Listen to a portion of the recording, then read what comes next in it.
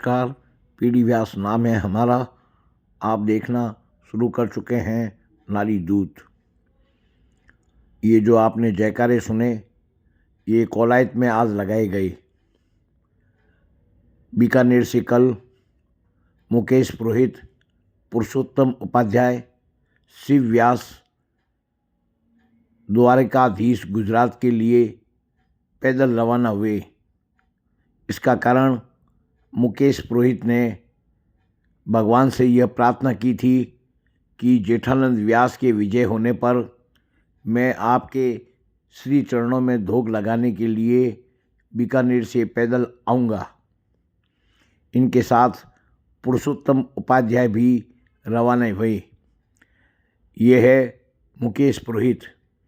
ये हिंदू जागरण मंच के पदाधिकारी है और इन्होंने यह घोषणा की थी कि जब जेठानंद व्यास विजयी होंगे बीकानेर पश्चिम विधानसभा से तो मैं द्वारिकाधीश आपके यहाँ धोख लगाने के लिए आऊँगा। मैं इनका परिचय कराता हूँ। ये पुरुषोत्तम उपाध्याय है और ये इनकी जो ये फेरी है ये नवी फेरी है। इससे पहले वे 8 बार पैदल द्वारकाधीश के यहाँ जाकर धोख लगा चुके हैं। आपको यह सुनकर आश्चर्य होगा कि इन्होंने 4 धाम की यात्रा भी पैदल की हुई है। अब मैं अगली तस्वीर से मिलाता हूँ। आप शिव व्यास है, ये भी इनके साथ पैदल आए हैं। राम सारथी के रूप में इनके साथ रोहित गुप्ता है। अभी इस समय मैं कोलायत में मुकेश पुरोहित, शिवजी व्यास व पुरुषोत्तम उपाध्याय जी के साथ हूँ। वो इसलिए कि मुकेश जी पुरोहित ने यह भगवान द्वारिका से यह मन्नत मांगी थी कि जेठानंद व्यास के विधायक बनने पर वो पैदल बीकानेर से द्वारिका आएंगे। इसी क्रम में मैं इनसे बात करने के लिए कोलायत में आया हूँ। आपको जानकारी के लिए बता दूं कि वे कल दोपहर 3 बजे रवाना हुए थे अपने घर से, दूजारियों की गली से, और वहाँ से उनके साथ जेठानंद व्यास साथ थे। और भारत माता की जय, सनातन धर्म की जय, द्वारकाधीश की जय। जब जेठानंद जी व्यास को भारतीय जनता पार्टी ने बीकानेर पश्चिम विधानसभा से अपना उम्मीदवार घोषित किया, उस दौरान हम जनसंपर्क करते करते बीकानेर की जो आमजन है वो बाबा रामदेव राव पुजारी बाबा के मेले में गए थे। तो हमने बाबा से मन्नत मांगी हुई थी कि हम धोख लगाने के लिए आएंगे। उसी समय बाबा रामदेव जी के मंदिर में ये घोषणा की थी कि जब जेठानंद जी विजयी होंगे तो मैं बीकानेर से द्वारिका गुजरात पैदल यात्रा जाऊंगा, जो लगभग 1200 किलोमीटर है और 1 माह यात्रा होगी। इस यात्रा में मेरे साथ पुरुषोत्तम जी उपाध्याय जो बाबा के अनन्य भक्त हैं और शिवराज जी व्यास हैं, और हमारे जो सारथी हैं इस यात्रा के वो बबलू गुप्ता है। आपने जब मन्नत मांगी आपने ये नहीं सोचा कि लगभग 1200 किलोमीटर दूर है, पैदल जाना बहुत कठिन काम है।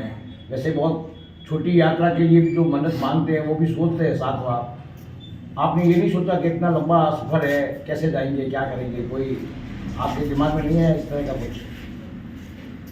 जो व्यक्ति सनातन धर्म के लिए जी रहा है, जिसका नाम है जेठानंद व्यास, उसके लिए यदि मुझे बीकानेर से मानसरोवर की भी यात्रा बोलनी होती, कैलाश मानसरोवर की, तो वो भी मैं कम समझता, क्योंकि ये बीकानेर में जो जीत है वो सनातन धर्म की जीत है और सनातन धर्म के लिए मैं कुछ भी करने के लिए तैयार हूँ।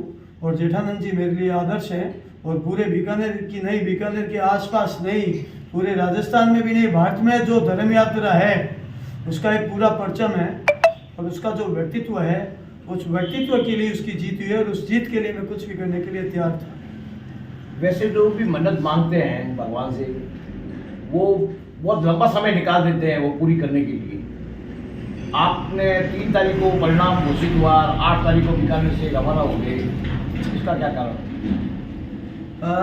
आप वाकिफ नहीं है। मेरा एक सिद्धांत है जिंदगी का कि यदि बाबा ने मेरी सुनी है तो मैं उसी समय वहीं से रवाना होता हूँ जहाँ पर होता हूँ।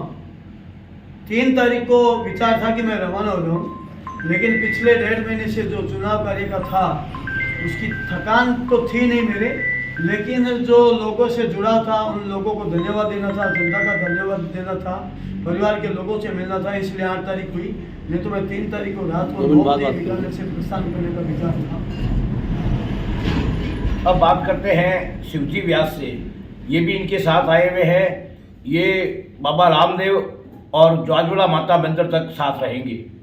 सर, आपका आने का क्या कारण इनके साथ? ऐसा है भैया जी, भादों के मेले में जब रामदेव जी का मेला लगता है, हम लोग पैदल आते हैं, तो जेठानंद जी वहाँ पे आए हुए थे, रास्ते में हमसे मिले। तो हमने ये प्रार्थना की थी कि बाबा यदि आपको टिकट दे और टिकट देने के बाद में यदि आप चुनाव जीत जाते हैं बाबा की मेहरबानी से, तो मैं रामदेवरा एक फेरी आपके नाम से जरूर दूंगा। तो वो फेरी मैं अपनी पूरी करना है। तो बाबा ने हमारी सुनी है कि टिकट मिलने से पहले टिकट भी दिलाया और जीत भी करवाई। तो हमने सोचा कि चलो ये काम भी जल्दी करो, बाद में हम तो आते ही हैं। तो इस यात्रा को हमने पहली करना ताकि ये मकसद हमारी पूरी हो जाए और बाबा आगे भी हमारी सुनते रहेंगे और सुनिए। और वैसे हमारे साथ में मुकेश जी जो है हमारे इस यात्रा में तो आदर्श है। रामदेवरा तो हम पैदल शुरू से आ रहे हैं काफ़ी वर्षों से, मुकेश जी के नेतृत्व में आ रहे हैं। अब बात करते हैं पुरुषोत्तम जी उपाध्याय से।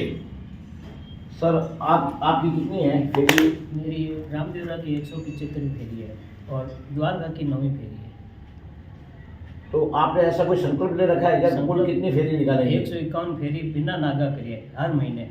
भावदेव मेरी इसलिए 2-3 फेरी लग जाती है कि भावदेव की होगी और हर महीने की बाद में लगा लेते हैं। इसलिए हर महीने 151 फेरी का लक्ष्य है।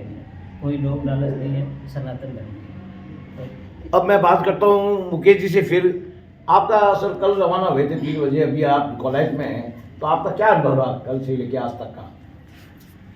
कल जब मैं रवाना हुआ था उस समय जेठानंद जी व्यास ने आम जन से और जो लोग आए थे वहाँ उनसे एक निवेदन किया था कि आप प्रतिदिन 5 मिनट मेरे जो साथी हैं और मेरे लिए प्रार्थना करें कि इनको शक्ति और संबलता मिले।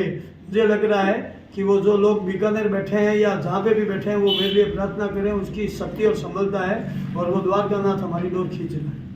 अब आप कब तक द्वारिका प्रस्थान करेंगे?